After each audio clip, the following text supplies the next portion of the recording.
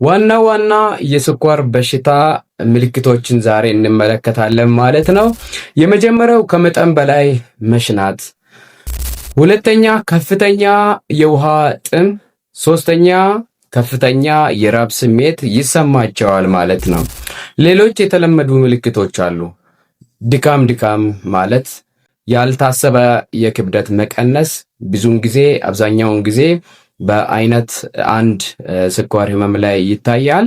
ሌላኛው የእይታ ብዥታ፣ ቁስል ቶሎ አለመዳን፣ እጅና እግር መደንዘዝ፣ ተደጋጋሚ ኢንፌክሽን መከሰት እና የአስቸኳይ ሕክምና እርዳታ የሚያስፈልጋቸው ምልክቶች አሉ።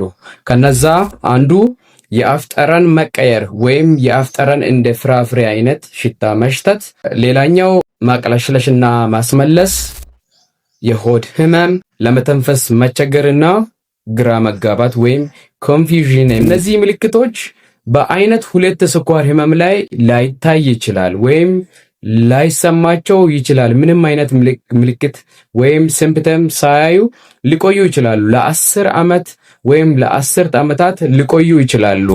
ነገር ግን በዚህን ጊዜ በዚህን ዘመን ላይ ራሳችንን ማወቅ በየጊዜው መመርመር በጣም አስፈላጊ ነው ማለት ነው። በተለይም የቤተሰብ ታሪክ ያላችሁ በአባት በእናት ወይም በእህት ወንድም ላይ ወይም በቅርብ ቤተሰብ ላይ የስኳር ህመም ያለባቸው ታማሚዎች ካሉ እና የናንተ እድሜ ከ24 ዓመት በላይ ከሆናችሁ በየ6 ወሩ መመርመርና ራሳችሁን ማወቅ በጣም አስፈላጊ ነው ማለት ነው።